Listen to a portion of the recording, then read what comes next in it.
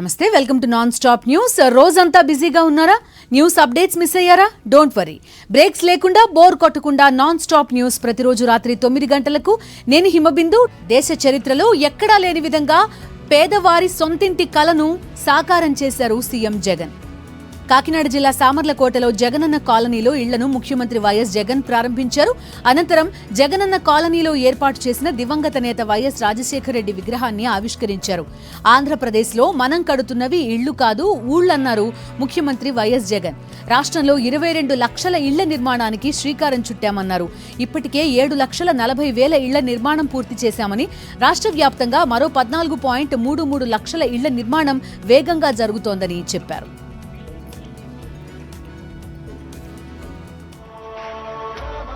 రాష్ట్రంలో ఇల్లు లేని పేదవారెవరు మిమ్మల్ందరికీ సొంత ఇంటి ఉండాలని వారికి నూతన వస్తు బహుకరణ చేస్తూ ఉన్నారు. రాష్ట్ర ముఖ్యమంత్రి వర్యులు వైఎస్ జగన్మోహన్ రెడ్డి గారు ఎంతో ఆనందంతో అందుకుంటూ ఉన్నారు. పేదవారి చేయబోతున్నారు గౌరవ రాష్ట్ర ముఖ్యమంత్రి వర్యులు శ్రీ వైఎస్ జగన్మోహన్ రెడ్డి గారు. మనమంతా లైవ్ లో చూస్తూ ఉన్నాం. రాజశేఖర రెడ్డి గారి విగ్రహాన్ని వైఎస్ రాజశేఖర రెడ్డి గారి విగ్రహాన్ని ఆవిష్కరిస్తూ ఉన్నారు. జోహార్ వైఎస్ఆర్, జోహార్ వైఎస్ఆర్. రాజకీయాలంటే విలువలు, విశ్వసనీయత ఉండాలన్నారు సీఎం జగన్. చెప్పాడంటే చేస్తాడనే నమ్మకం ఉండాలన్నారు. కష్టం వచ్చినా నష్టం వచ్చినా నిలబడేవాడే సరైన నాయకుడన్నారు సీఎం జగన్. చంద్రబాబు పేరు చెప్తే స్కాములు గుర్తొస్తాయని, అదే జగన్ పేరు చెప్తే స్కీములు గుర్తొస్తాయన్నారు సీఎం జగన్. బాబు పేరు చెబితే లంచాలు, జగన్ పేరు చెబితే లంచాలు లేని డీబీటీ పాలన గుర్తొస్తుందని తెలిపారు. చంద్రబాబు నాయుడు గారి ముఖం చూస్తే స్కాములు గుర్తుకొస్తాయి, జగన్ ముఖం చూస్తే స్కీములు గుర్తుకొస్తాయ్యా. చంద్రబాబు నాయుడు గారి ముఖం చూస్తే లంచాలు గుర్తుకొస్తాయి, జన్మభూమి కమిటీలు గుర్తుకొస్తాయి. కానీ మీ జగన్మోహం చూస్తే లంచాలు లేని డీబీటీ పాలన, నేరుగా బిడ్డ బటన్ నొక్కడం, నా అక్క చెల్లెమ్మల కుటుంబాల ఖాతాల్లోకి వెళ్ళిపోయే పాలన మీ బిడ్డ పాలన కనిపిస్తుంది. దత్తపుత్రుడి శాశ్వత చిరునామా హైదరాబాద్లో అని, ఆ ఇంట్లో ఇల్లాలు మాత్రం 3 లేదా 4 ఏళ్లకు మారుతారని సీఎం జగన్ విమర్శించారు. బాబు దత్తపుత్రుడి స్టోరీ మీ అందరికీ కూడా తెలిసిందే.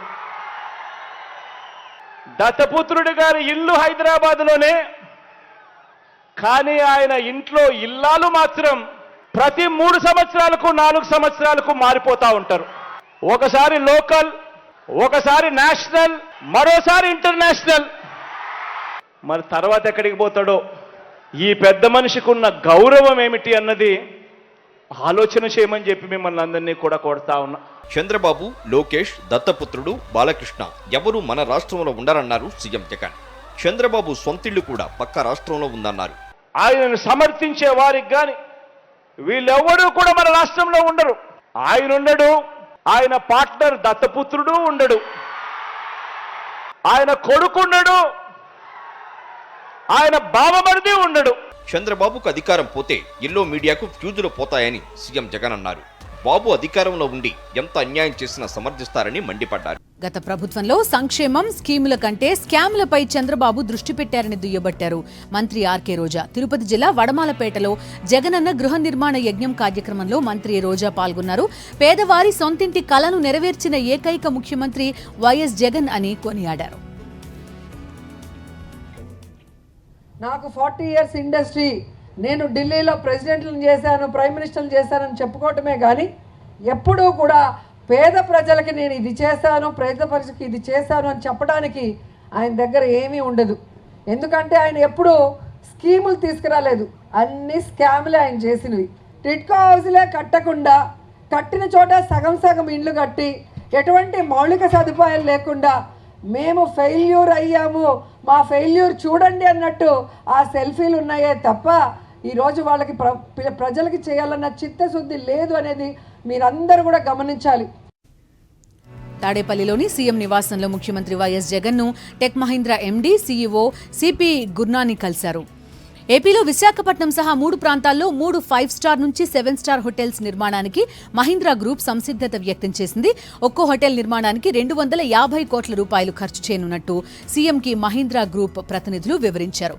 ఏపీలో పర్యాటక రంగం అభివృద్ధికి ప్రభుత్వం తీసుకుంటున్న చర్యలు, ప్రోత్సాహకాల గురించి మహీంద్రా గ్రూప్ ప్రతినిధులతో సీఎం చర్చించారు. విశాఖ సహా మరో 2 పర్యాటక ప్రాంతాల్లో స్టార్ హోటల్స్ నిర్మాణం చేపట్టనున్న మహీంద్రా గ్రూప్ వచ్చే 2 నెలల్లో శంకుస్థాపనకు సమాయత్తమవుతున్నట్టు వెల్లడించింది. విశాఖ రిషికొండ ఐటీ హిల్లో ఈ నెల 16న ఇన్ఫోసిస్ ఆఫీస్ ప్రారంభోత్సవ కార్యక్రమం జరగనుంది. కార్యక్రమంలో సీఎం జగన్ తో పాటు ఇన్ఫోసిస్ సీఈఓ పాల్గొంటారు. ఈ నేపథ్యంలో ఏర్పాట్లను పరిశీలించారు మంత్రి అమర్నాథ్. ఈ సందర్భంగా విశాఖలో ఇన్ఫోసిస్ రాక ఏపీలో ఐటీ అభివృద్ధికి కీలకం కానుందన్నారు మంత్రి అమర్నాథ్. సో డెఫినెట్గా ఇన్ఫోసిస్ రాకతో విశాఖపట్నం, ముఖ్యంగా ఆంధ్రప్రదేశ్ రాష్ట్రానికి సంబంధించినటువంటి ఐటీ స్కేప్లో, ఏదైతే ల్యాండ్స్కేప్లో డెఫినెట్గా ఒక మంచి మైలురాయిగా రాష్ట్ర ప్రభుత్వం చూస్తూ ఉంది. రాష్ట్ర ప్రజలకు కూడా ఇది ఒక మంచి శుభసూచకం అనేటువంటి విషయాన్ని కూడా ఈ సందర్భంగా తెలియజేస్తూ ఉన్నాం. సో రేపు గౌరవ ముఖ్యమంత్రి గారు 16వ తారీఖున ఉదయం 11 గంటలకి ఈ క్యాంపస్ని ప్రారంభిస్తారు. ఒక 1 అవర్ పాటు ఈ ప్రాంతంలో ఈ క్యాంపస్ అందరూ కూడా వారు విజిట్ చేసి ఎంప్లాయీస్తో కూడా ఇంటరాక్షన్ కూడా చేయాలని చెప్పి ఒక నిర్ణయం తీసుకోవడం జరిగింది. సానుభూతి కోసమే లోకేష్, పురంధేశ్వరి ఢిల్లీ వెళ్లి అమిత్ షాను కలిశారన్నారు మంత్రి బొత్స సత్యనారాయణ. దొంగ ఎక్కువ కాలం దొరలా ఉండలేరని, ఎప్పటికైనా దొరక్క తప్పదన్నారు. సుజనా చౌదరి వాళ్లు బీజేపీలో టీడీపీ బి టీం అని విమర్శించారు మంత్రి బొత్స. భారతదేశం ఒక హోంమంత్రి కాబట్టి హోంమంత్రికి వెళ్ళి వాళ్ళ బాధ ఏదో మా నాన్నగారికి ఏదో అన్యాయం జరిగిపోయిందని చెప్పని, లేదా మా మరిది గారికి ఏదో అన్యాయం జరిగిపోయిందని చెప్పని ఆ ఇద్దరు వెళ్ళి తల్లి కొడుకు వెళ్ళి చెప్పుకున్నారు. తప్పే ఉన్నాయి. దొంగ ఎప్పుడు దొరలాగా ఉండలేడు. ఎప్పుడు దొంగతనం బయటపడుతుంది. అలాగే పడ్డాడు. ఏముంది? తెలుగుదేశం పార్టీ నెంబర్ 2 అది బి టీం. అది భారతీయ జనతా పార్టీలో సుజనా చౌదరి, అలాగే మన మిగతా ఉన్నారు కాబట్టి 2-3 వాళ్ళందరూ బి టీము. ఏసీబీ కోర్టులో చంద్రబాబుకు మరో షాక్ తగిలింది. ఇన్నర్ రింగ్ రోడ్ కేసులో ఇప్పటికే ఆయన బెయిల్ పిటిషన్ ని డిస్మిస్ చేసింది కోర్టు. తాజాగా మరో కేసులో ఆయనకి షాక్ ఇచ్చింది. ఫైబర్ నెట్ కేసులో పీటీ వారెంట్ కి ఏసీబీ కోర్టు అనుమతినిచ్చింది. కేసులో సోమవారం చంద్రబాబును హాజరుపరచాలని కోర్టు సూచించింది. సోమవారం ఉదయం 10:30 నుంచి సాయంత్రం 5 గంటల లోపు కోర్టు ముందు చంద్రబాబును హాజరుపరచాలని ఆదేశించింది. చంద్రబాబును పీటీ వారెంట్ కి అనుమతించడంలో సిఐడి రిమాండ్ కోరే అవకాశం కనిపిస్తోంది. దీంతో ఫైబర్ నెట్ కేసులో నెక్స్ట్ ఏం జరగబోతోందనే చర్చ సర్వత్రా నెలకొంది. రాజమండ్రి జైల్లో చంద్రబాబుకు జైలు అధికారులు వైద్య పరీక్షలు చేయించారు. రాజమండ్రి జీజీహెచ్కి లేఖ రాసిన అధికారులు చర్మ సంబంధిత డాక్టర్ని జైలుకి పంపించారు. ఒక అసోసియేట్ ప్రొఫెసర్, ఒక అసిస్టెంట్ ప్రొఫెసర్ను జైలుకి రప్పించారు. వారితో చంద్రబాబుకు పరీక్షలు చేయించారు. చంద్రబాబు చర్మ సంబంధిత అస్వస్థతకు గురి కావడంతో ఈ పరీక్షలు నిర్వహించారు. స్కిల్ స్కామ్ లో లోకేష్ ముందస్తు బెయిల్ పిటిషన్ ని ఏపీ హైకోర్టు డిస్పోజ్ చేసింది. లోకేష్ పిటిషన్ పై హైకోర్టులో విచారణ జరగ్గా లోకేష్ కి 41A నోటీసులు ఇచ్చి ఫాలో అవుతామని సిఐడి లాయర్లు తెలిపారు. దీంతో లోకేష్ ముందస్తు బెయిల్ పిటిషన్ ని డిస్పోజ్ చేసింది ఏపీ హైకోర్టు. మరోవైపు అంగళ్లు అల్లర్ల కేసులో బాబు ముందస్తు బెయిల్ పిటిషన్ పై ఏపీ హైకోర్టులో విచారణ జరిగింది. ముందస్తు బెయిల్ పిటిషన్ పై ఇరు వర్గాల వాదనలు పూర్తయ్యాయి. తీర్పును రిజర్వ్లో పెట్టింది. రేపు తీర్పు వెల్లడిస్తామంది ఏపీ హైకోర్టు. ఏసీబీ కోర్టులో చంద్రబాబు తరపు లాయర్లు దౌర్జన్యం చేశారు. సిఐడి తరపు న్యాయవాదులపై దాడికి ప్రయత్నించారు. దీంతో చంద్రబాబు లాయర్ల తీరుపై ఏసీబీ న్యాయమూర్తి అసహనం వ్యక్తం చేశారు. ఆధ్యాత్మిక నగరం తిరుపతిలో ఎలక్ట్రిక్ డబుల్ డెక్కర్ బస్ ని ప్రారంభించారు టీటీడీ చైర్మన్ భూమన కరుణాకర్ రెడ్డి. అనంతరం తిరుపతి మున్సిపల్ కార్పొరేషన్ కార్యాలయం నుంచి నగరంలోని పలు ప్రాంతాలలో ప్రయాణికులతో కలిసి ప్రయాణించారాయన. దాదాపు 2 కోట్లకు పైగా వ్యయంతో తిరుపతి మున్సిపల్ కార్పొరేషన్ ఈ బస్సును కొనుగోలు చేసింది. త్వరలోనే మరో 4 డబుల్ డెక్కర్ బస్సులు కూడా అందుబాటులోకి రానున్నాయి. 5 రోజుల పాటు ఉచితంగా సర్వీస్ అందించిన అనంతరం టికెట్ రేట్లను కార్పొరేషన్ అధికారులు ఖరారు చేయనున్నారు. తిరుపతి నగరపాలక సంస్థ దేశంలోనే ప్రతిష్టాత్మకంగా ఏ కార్పొరేషన్లో లేని విధంగా డబల్ డెక్కర్ బస్ని లాంచ్ చేయడం జరిగింది. ఇది ఈ రోజు నుంచి కూడా నగర ప్రజలందరికీ అందుబాటులో ఉంటుంది. ఒక అభివృద్ధి చెందుతున్న నగరానికి నిదర్శనంగా ఈ యొక్క డబుల్ డెక్కర్ బస్ని మా కౌన్సిల్ యొక్క ఆమోదంతో నగరపాలక సంస్థ కొనుగోలు చేయడం జరుగుతుంది. దీన్ని నడపడం కూడా నగరపాలక సంస్థ చేయబడుతుంది. పబ్లిక్ ట్రాన్స్పోర్టేషన్ సిస్టమ్ని ప్రజలందరికీ అందుబాటులోకి తేవడంతో పాటుగా వివిధ రాష్ట్రాల నుంచి విచ్చేసే యాత్రికులకు కూడా ఈ బస్సు అందుబాటులో ఉంటుంది. తెలంగాణలో ఎన్నికల వేళ అధికారుల బదిలీ హాట్ టాపిక్ గా మారింది. నిన్న బదిలీ అయిన వారి స్థానంలో కొత్త అధికారులపై దృష్టి పెట్టింది. తాజాగా అధికారుల ట్రాన్స్ఫర్, ఆయా పోస్టులకు కొత్త వారి పేర్లను పంపింది తెలంగాణ ప్రభుత్వం. ఒక్కో పోస్టుకు 3 అధికారుల చొప్పున ప్యానెల్ జాబితాను ఈసీకి పంపింది. మొత్తం 4 కలెక్టర్లు, 3 సిపిలు, 10 మంది ఎస్పీలతో పాటు రవాణా, ఎక్సైజ్, వాణిజ్య పన్నుల శాఖ కార్యదర్శులు, కమిషనర్ల పోస్టులకు ప్యానెల్ జాబితా పంపారు. ఈ ప్యానెల్ నుంచి ఒక్కొక్కరిని ఎంపిక చేయనుంది కేంద్ర ఎన్నికల సంఘం.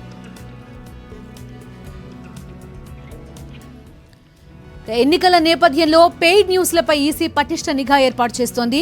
Print, electronic, social media, audio, video display, థియేటర్లు, రేడియోల్లో ఇచ్చే ప్రకటనలపై దృష్టి సారిస్తోంది. బల్క్ ఎస్ఎంఎస్లు, వెబ్సైట్ల ప్రకటనలు, వాల్ రైటింగ్, డిస్ప్లే వాహనాలు ముందస్తుగా జిల్లా ఎన్నికల అధికారి నుంచి అనుమతి పొందాలని హైదరాబాద్ జిల్లా ఎన్నికల అధికారి రొనాల్డ్ రాస్ స్పష్టం చేశారు.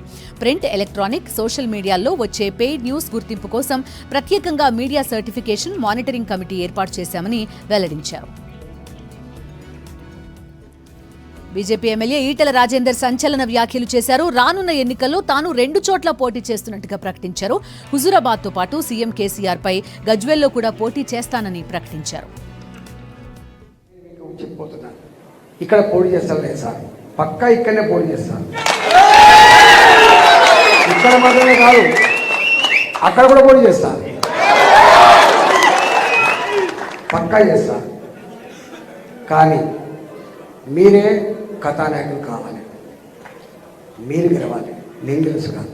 నేను చాలాసార్లు చెప్పిన, అరే ఈ పదవి మా అమ్మ ఇస్తే వచ్చేది కాదు, మా నాయన ఇస్తే వచ్చేది కాదు, కొనుక్కుంటే దొరికే సరుకు కాదు. నా హుజరాబాద్ ప్రజలు వాళ్ళ ఆత్మను ఆవిష్కరించి పెట్టే ఆశీర్వాదం. హైదరాబాద్ చైతన్యపురి పిఎస్ పరిధిలో భారీగా నగదు పట్టుబడింది. 33.5 లక్షల నగదు సీజ్ చేశారు. ఎన్నికల సందర్భంగా పోలీసులు తనిఖీలు నిర్వహిస్తుండగా ఈ డబ్బు దొరికింది. ఎల్బీనగర్ ఎస్ఓటీ పోలీసులు నగదును స్వాధీనం చేసుకున్నారు. హైదరాబాద్ ప్రగతి భవన్ ముందు దంపతుల ఆత్మహత్యా యత్నం కలకలం రేపింది. దంపతులు ఒంటిపై పెట్రోల్ పోసుకుని ఆత్మహత్య చేసుకోవడానికి ప్రయత్నించారు. అయితే వారి ప్రయత్నాన్ని పోలీసులు అడ్డుకున్నారు.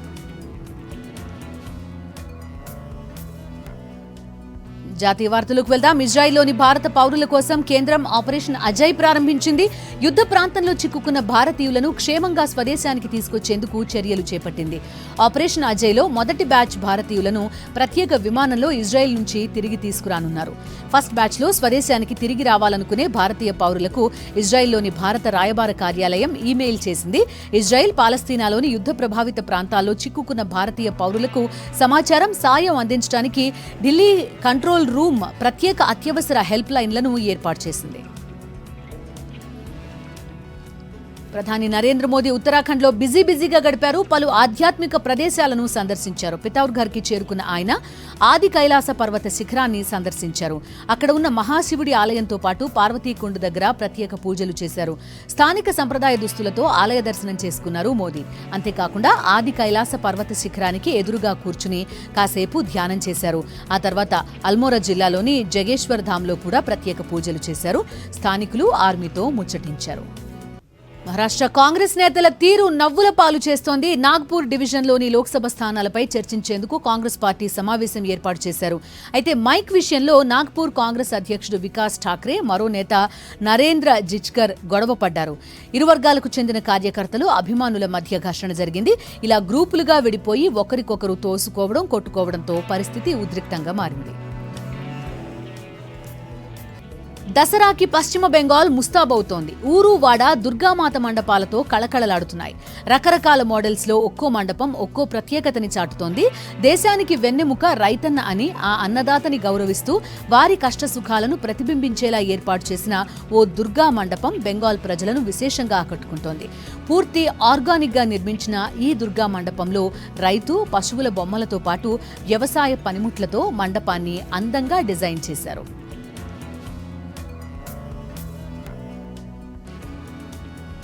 భారత్లో శాటిలైట్ ఇంటర్నెట్ సేవలు ప్రారంభించేందుకు ప్రముఖ కామర్స్ సంస్థ అమెజాన్ సిద్ధమవుతోంది. ప్రాజెక్ట్ కైపర్ పేరిట అమెజాన్ శాటిలైట్ ఆధారిత బ్రాడ్బ్యాండ్ ఇంటర్నెట్ సర్వీసులను అందించనుంది. ఇందుకోసం వివిధ ప్రభుత్వ శాఖల నుంచి అనుమతుల కోసం దరఖాస్తు చేసుకున్నట్టుగా తెలుస్తోంది.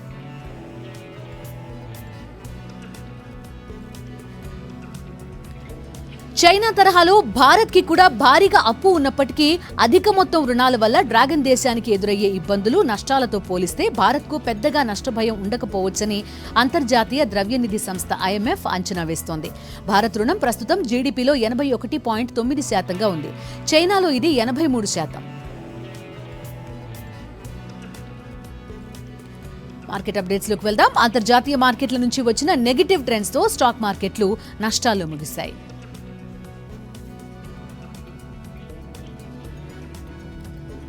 సెన్సెక్స్ 64 పాయింట్లు నష్టపోయి 66,408 పాయింట్ల వద్ద ముగిసింది.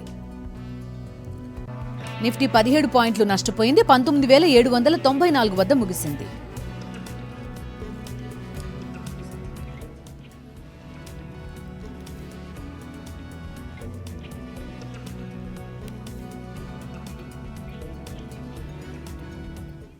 ఇవాళ ఫ్లాట్ గా క్లోజ్ అయ్యాయి. దాని మెయిన్ రీజన్ ఏమో హెవీ సెల్లింగ్ ఏది మేము చూసాం ఐటీ సెక్టర్ స్టాక్స్ లో. నిఫ్టీ ఐటీ ఇవాళ ఆల్మోస్ట్ 2% లాసెస్ తో క్లోజ్ అయింది. TCS రిజల్ట్స్ బాగా అండర్వెల్మింగ్ గా ఉండేవి. Near term prospects, buyback news ఇవి కూడా మార్కెట్ ని ఎక్కువ ఇంప్రెస్ చేయలేకపోయింది. అండ్ ఓవరాల్ ఐటీ సెక్టర్ మీద బాగా ఇవాళ ప్రెషర్ వచ్చింది, సెల్లింగ్ ప్రెషర్ వచ్చింది. టెక్ జాయింట్స్ ఇవాళ టాప్ లూజర్స్ లిస్ట్ లో ఉన్నాయి. ఇన్ఫోసిస్, TCS, టెక్ మహీంద్రా ఇవన్నీ హెవీ వెయిట్స్ ఇవాళ టాప్ లాగార్డ్స్ లిస్ట్లో ఉన్నాయి నిఫ్టీ 50లో. కానీ ఎనర్జీ అండ్ మెటల్, ఆటో స్టాక్స్లో మేము బాగా బాయింగ్ చూసాం. దీనివల్ల మార్కెట్లో ఉన్న డౌన్ సైడ్ క్యాప్ అయింది. DPCL, మారుతి, కోల్ ఇండియా ఇవేమో top performing blue chip companies ఉండేవి ఇవాళ. కానీ నెట్ మార్కెట్ క్లోజింగ్ వరకు మేము చూసాం బెంచ్ మార్క్స్ కంప్లీట్లీ ఫ్లాట్గా క్లోజ్ అయ్యాయి. కానీ అయినా కూడా బ్రాడర్ మార్కెట్స్లో చాలా స్ట్రెంగ్త్ ఉండేది ఇవాళ, primarily because of expectation of good Q2 earnings. ఇండియాలో మేము చూసాం India expanding operating profit, volume demand కూడా సస్టైన్ అవుతుంది despite global slow down. So దానివల్ల ఆప్టిమిజం ఉంది దట్ రిజల్ట్స్ ఈసారి బాగా వస్తాయి, బాగా హెల్దీగా వస్తాయని. Global trend was positive as well. Mainly యూకేలో ఫేవరబుల్ GDP నంబర్స్ వచ్చాయి. US CPI ఇన్ఫ్లేషన్లో కూడా మోడరేట్ అవుతుందని ఎక్స్పెక్ట్ చేస్తున్నారు. ఇండియాలో CPI కూడా 5% వచ్చింది. సో దానివల్ల ఓవరాల్ మొమెంటం బాగుంది. India CPI numbers of course markets close అయ్యాక వచ్చాయి. సో రేపు చూద్దాం మార్కెట్ ఎలా రియాక్ట్ అవుతుందో దానికి. బంగారం ధర చూద్దాం. హైదరాబాద్ లో 22 క్యారెట్ల 10 గ్రాముల ధర 54,000 రూపాయలు, 24 క్యారెట్ల ధర 58,910 రూపాయలు. చెన్నైలో 22 క్యారెట్ల పసిడి 54,150 రూపాయలుగా ఉంటే 24 క్యారెట్ల ధర 59,070 రూపాయలు. విజయవాడ మార్కెట్లో 22 క్యారెట్ల బంగారం 54,000 రూపాయలు, 24 క్యారెట్ల ధర 58,910 రూపాయలు.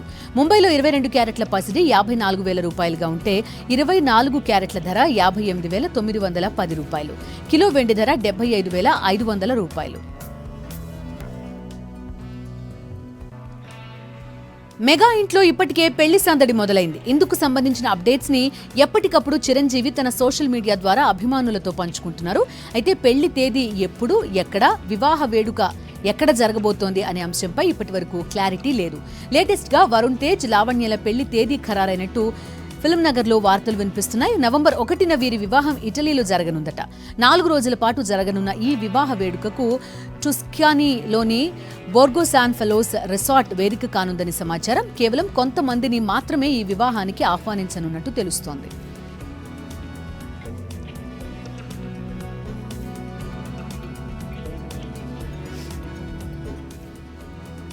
ఈ నెల 19న లోకేష్ కనగరాజ్ డైరెక్షన్ లో కోలీవుడ్ స్టార్ హీరో విజయ్ నటించిన లియో సినిమా విడుదల కానుంది.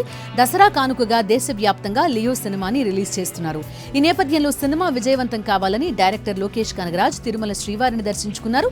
నడక మార్గాన తిరుమల చేరుకున్న కనగరాజ్ వీఐపీ బ్రేక్ దర్శనంలో స్వామివారి సేవలో తరించారు.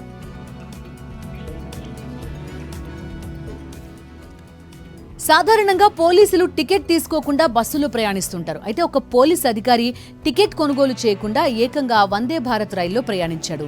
గమనించిన ఒక ప్రయాణికుడు టీటీఈకి ఈ విషయం చెప్పాడు. దీంతో ఆ పోలీస్ని టీటీఈ నిలదీశాడు. ఆయనపై ఆగ్రహం వ్యక్తం చేశాడు.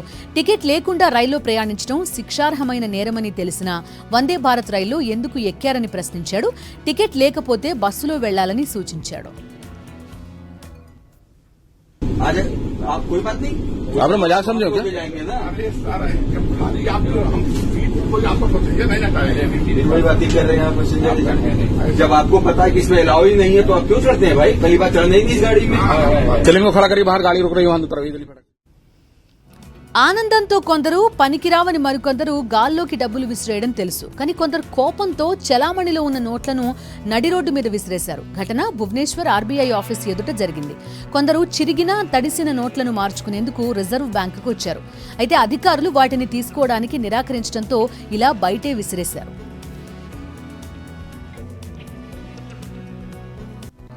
13,000 వస్తువు ఏకంగా 36 కోట్లు పలికింది. ఆశ్చర్యంగా ఉంది కదా. ఇంతకీ ఏంటా వస్తువు? మీరు చూస్తున్న ఈ మాస్క్, ఇది చాలా అరుదైనది. ఎంగిల్ అని దీని పేరు.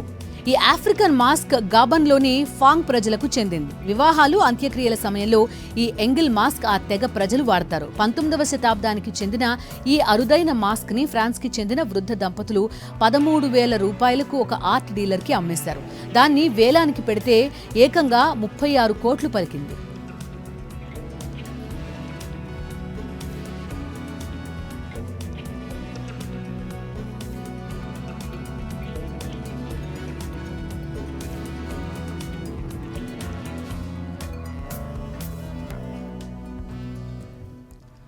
రోజంతా బిజీగా ఉంటున్నారా? మీ చుట్టూ ఏం జరుగుతుందో తెలుసుకోలేకపోతున్నారా? రోజు రాత్రి 9 గంటలకు రెడీగా ఉండండి. సాక్షి టీవీ మీకు నాన్ స్టాప్ న్యూస్ అందిస్తుంది. ఇవి ఇవాల్టి నాన్ స్టాప్ అప్డేట్స్. తర్వాత మ్యాగజైన్ స్టోరీ ప్రసారం అవుతుంది. Stay with us.